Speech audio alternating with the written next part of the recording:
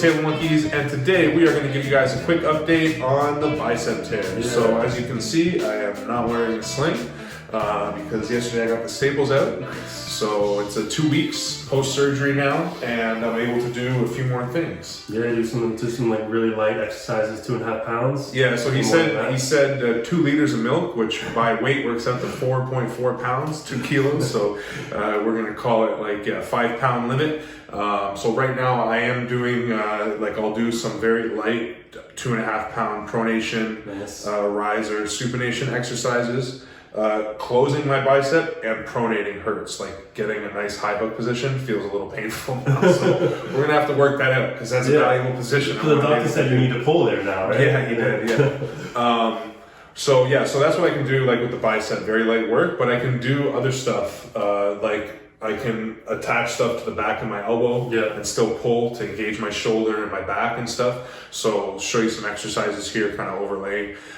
Basically, trying to engage my back, trying to engage my shoulders. I can also do some external rotation and 2 different angles of it, as long as I'm anchoring from my wrist and not anchoring like with my hand. Yeah. And then I can also do squeezing stuff. So I'll very light, but I have like a 25 pound squeezing tube, or like just squeezing my hat and a towel, kind of like Travis Bicep does. So just keeping my hand active as much as possible. So it doesn't atrophy completely. Yeah, we can't let it shrink too much. But that tendon's feeling good though, right? Yeah, so right off the bat, you can tell that the tendon is thicker, obviously, because it's been moved up. So I don't know why that, shortened, I guess. Yeah.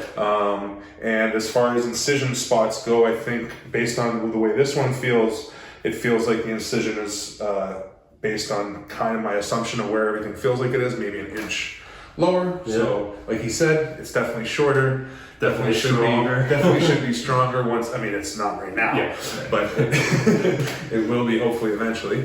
But pumpkin training is going good. The right arm is getting stronger. Yeah, you're learning to pull in different positions more with your shoulder. Yeah, for sure. That press. Yeah. And as far as this, I'm still in that kind of danger zone where I can do stuff. So one of the precautions I'm going to take is I'm still going to wear the sling when I pull. Yeah. So when you see me pulling in any videos for the next month, you'll still see me wearing the sling because I don't want to accidentally grab onto the peg and do something stupid. Yeah. Because it's still a month and I'm going to have to keep it light and everything like this. So I'm not going to progress on the 5 pounds until I have my next checkup. Mm-hmm. But yeah, the pumpkin training feels crazy. Like not just the training, like my arm already feels like it recovers a lot faster than it used to. Like when I would train both arms, I always felt like this arm recovered really quick and this arm was always like sore and beat up. Mm-hmm. And even though I'm using it a lot, it's not nearly as sore and beat up as it used to feel. Interesting. Which is weird. Yeah. I think how's brushing your teeth? Yeah, all that stuff's getting better. It's pretty, like I could do it with this hand now lightly, but I'm gonna just, again, for the next month still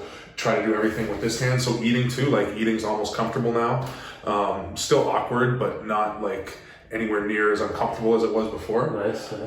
So that's all definitely playing out good. And as for the drug regimen going forward? Yeah, so what I've been on is, because of I was blasting the test and the EQ the first week, like right before the surgery, I came down like right to 200 or just under 200 milligrams for that week. And after the surgery and everything, I started to feel a little bit of low estrogen sides because the EQ is such a long ester, it's still going to be in there. Yeah. So I went back up to 250 for last week and this week, and then next week I'll go back down to 200.